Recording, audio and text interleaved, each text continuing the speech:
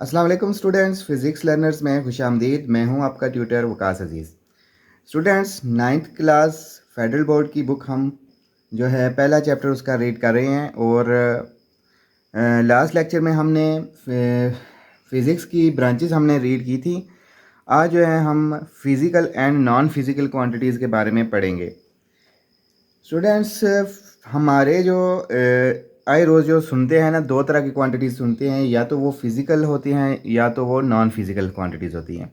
सबसे पहले हमें फ़र्क पता होना चाहिए कि फ़िज़िकल क्वांटिटीज़ कौन सी होती हैं और नॉन फिज़िकल क्वांटिटीज़ कौन सी होती हैं। फ़िज़िकल क्वांटिटीज़ की आप डेफिनेशन कुछ इस तरह करेंगे। Physical quantities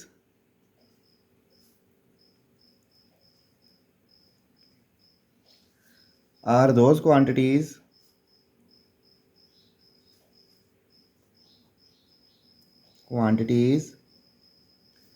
which can be measured। सही है। Physical quantities are those quantities which can be measured। वो वाली क्वांटिटीज़ जिनको हम मैयर कर सकते हैं, वो क्वांटिटीज़ कौन सी होती हैं? फिजिकल क्वांटिटीज़ होती हैं।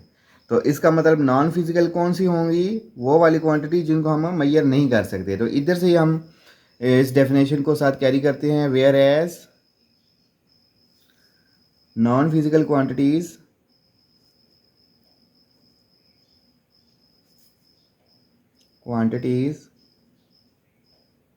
are those quantities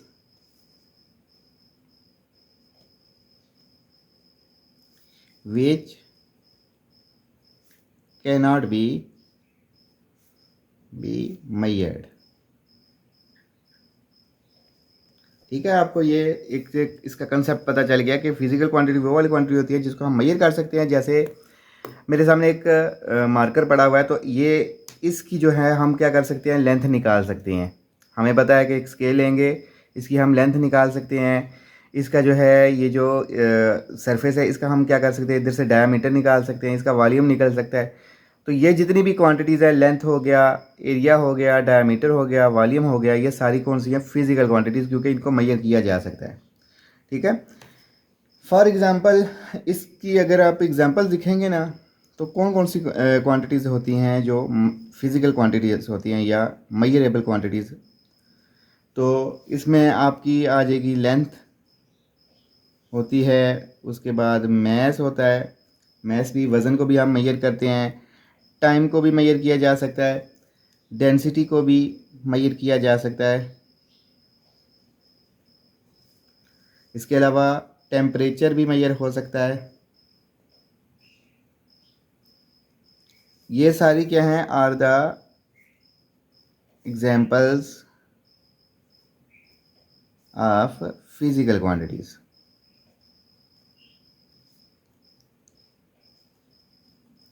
अब ये पेपर में क्वेश्चन किस तरह आ सकता है? क्वेश्चन इस तरह आ सकता है, differentiate between physical and non physical quantities. तो आप ये सारी डेफिनेशन और साथ एग्जांपल देंगे तो इंशाल्लाह आपके जो मार्क्स हैं वो कहीं से कटेंगे नहीं। आगे आपको ये एक चीज़ थोड़ा सा कंसेप्ट क्लियर करने के लिए कि फ़िज़िकल क्वांटिटीज़ जो है ना, वो बेसिकली दो हिस्सों पे मुश्तमिल होती है। तो आप इसको किस तरह लिखेंगे? फ़िज़िकल क्वांटिटीज़ या physical quantity consist of numerical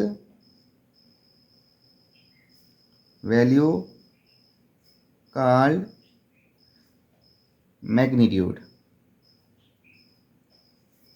and unit। ठीक है। अब इस बात का क्या मतलब है कि physical quantity consist of numerical value, जिसे हम क्या कहते हैं? मैग्नीट्यूड कहते हैं, एंड यूनिट। आपको पता है, जैसे आप शॉप पे जाते हो ना, फ़र्ज़ करो आपने दुकानदार से कहना है कि मुझे 5 किलो चीनी चाहिए। अब जो ये लफ्ज़ 5 बोला है ना, तो 5 का मतलब क्या है? ये एक न्यूमेरिकल वैल्यू है, या जिसे फ़िज़िक्स की ज़ुबान में मैग्नीट्यूड बोलते हैं। ठीक है। और साथ केजी यानी किलो जो बोलते हो, वो क्या है? उसका यूनिट है। ठीक है। तो ये दो हिस्से होते हैं, मैग्नीट्यूड और यूनिट। ठीक है। इन दोनों में से एक चीज़ भी कम होगी ना, अगर दुकानदार से कहोगे कि मुझे 5 चीनी दो, तो वो समझेगा नहीं 5 ग्राम मांग रहे हो या 500 ग्राम मांग रहे हो या 5 किलो मांग रहे हो। तो या अगर सिर्फ यूनिट बोलोगे कि किलो दो, वो पूछेगा कितने किलो चाहिए। तो दोनों का होना ज़रूरी है, मैग्नीट्यूड का भी पता होना चाहिए और यूनिट का भी पता होना चाहिए। ये मिल के क्या बनाती है, फिजिकल क्वांटिटी बनाती है। ठीक है, फॉर एग्जांपल जैसे मैंने एक मिसाल दी है कि 5 kg, तो इसमें जो ये 5 है ना, ये मैग्नीट्यूड है, और ये जो kg है ये इसका यूनिट है। होप आपको ये जो है फिजिकल क्वांटिटीज़ का आपको समझ आ गई होगी। मैग्नीट्यूड जो आपने नई टर्म पढ़ी है, यहाँ पे मैग्नीट्यूड जो न्यूमेरिकल वैल्यू होती है उसी को मैग्नीट्यूड बोलते हैं। और यूनिट हर चीज़ का यूनिट होता है। जैसे वज़न का केजी होता है, टाइम के लिए हम क्या इस्तेमाल करते हैं, सेकंड इस्तेमाल करते हैं, मिनट्स होते हैं। इसके अलावा लेंथ के लिए हम मीटर, किलोमीटर, सेंटीमीटर, ये सारे यूनिट्स होते हैं। ठीक है, तो ये आगे जाके हम पढ़ेंगे कि स्टैंडर्ड यूनिट्स कौन से होते हैं और उसके अलावा एसआई यूनिट्स कौन से होते हैं, वो हम अगले टॉपिक में पढ़ेंगे। आगे जो है अब हम चलते हैं इससे आगे। फिजिकल क्वांटिटीज़ दो तरह की होती हैं, बेस फिजिकल क्वांटिटीज़ होती हैं, एक ड्राइव फिजिकल क्वांटिटीज़ होती हैं। पहली होती है base physical quantity, base physical quantity.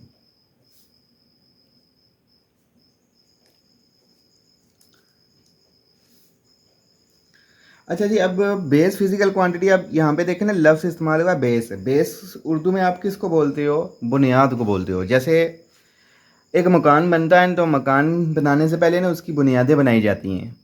अगर बुनियादें नहीं होंगी ना तो मकान जो इमारत आप खड़ी करोगे वो खड़ी हो रह नहीं सकेगी, वो गिर जाएगी। ठीक है, तो फिज़िक्स भी जो है वो बेस फिजिकल क्वांटिटीज़ के ऊपर, जो फिज़िक्स की इमारत है वो सारी बेस फिजिकल क्वांटिटी के ऊपर ही रिलाई कर रही है, उसी के ऊपर चल रही है। तो बेस फिजिकल क्वांटिटी की डेफिनेशन आप कुछ इस तरह लिख सकते हो, बेस quantities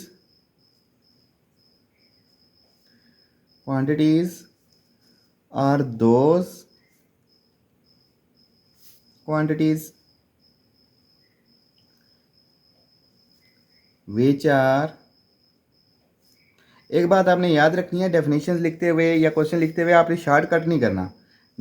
जितना आप अच्छा करके लिखोगे, एक्सप्लेन करके लिखोगे, ये नहीं कि डेफिनेशन आपकी 2 मार्क्स की है या क्वेश्चन 2 मार्क्स का है तो आप बिल्कुल 1-2 लाइनों में लिखें।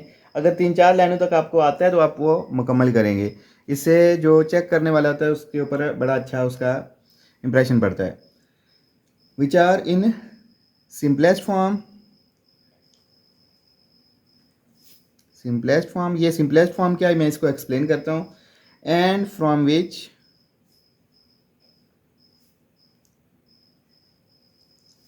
which other quantities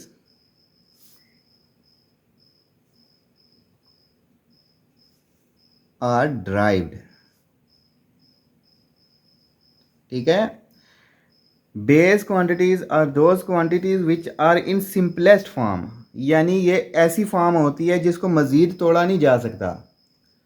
यानी कि जिस तरह केमिस्ट्री में आप पढ़ते हैं ना एलिमेंट के बारे में, ये प्योर फॉर्म ऑफ सब्सटेंस होती है, तो उसी तरह ये जो बेस क्वांटिटीज़ होती हैं ये मज़ीद इससे कहीं से ड्राइव होके नहीं आती। जैसे लेंथ के लिए आप इस्तेमाल करते हो, जैसे एक लेंथ है, या आप ये लेंथ जो आप इस्तेमाल करते हो ना, तो ये बेस क्वांटिटी होती है।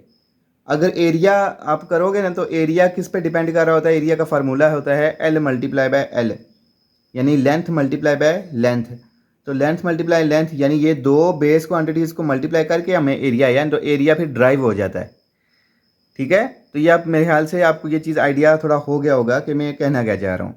ठीक, उसके बाद from which other quantities are derived, और इनसे क्या होता है मज़ीद दूसरी क्वांटिटीज़ ड्राइव होती हैं। जैसे मैंने आपको मिसाल दी एरिया की, लेंथ मल्टीप्लाई लेंथ एरिया बनता है। वॉल्यूम का फार्मूला होता है length multiply length.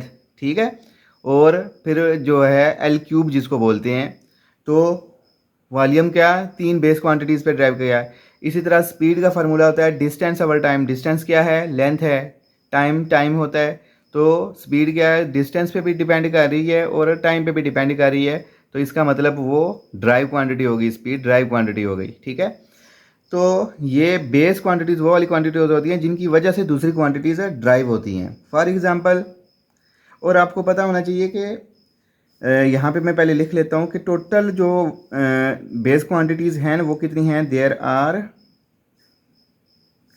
7 base quantities, base physical quantities.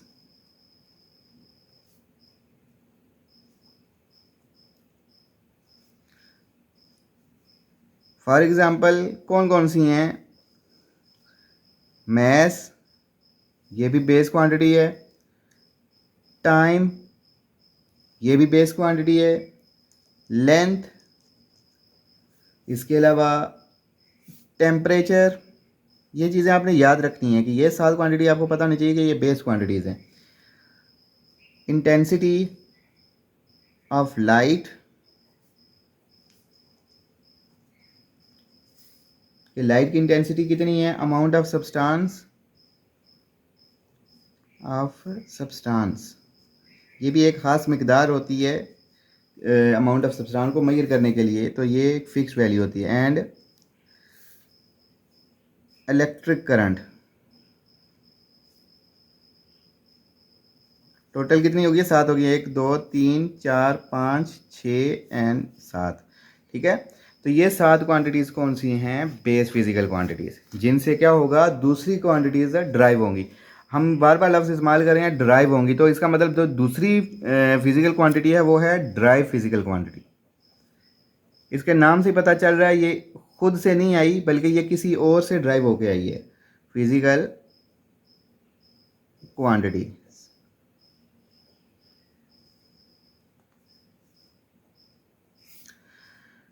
इसकी डेफिनेशन आप किस तरह लिखोगे। Those physical quantities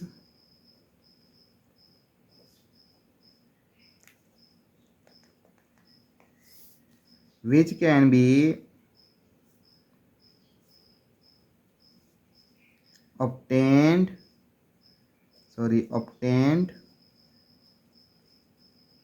by multiplying or dividing two or more base physical quantities.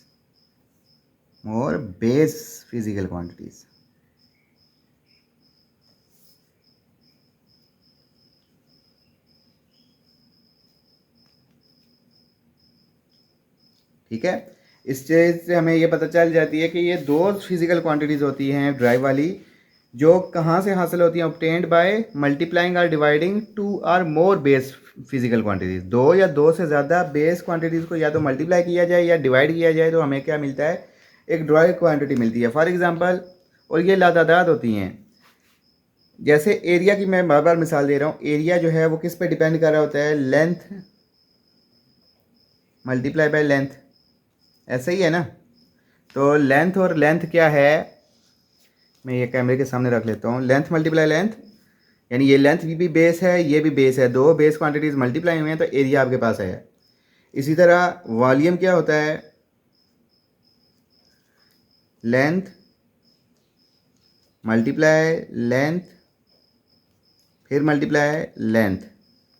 सही है, 3 लेंथ जो हैं वो मिल के वॉल्यूम बनाती हैं। इसके अलावा स्पीड की मैंने मिसाल दी है कि स्पीड डिस्टेंस ओवर टाइम के बराबर होता है। तो ये भी क्या है, बेस क्वांटिटीज़ है।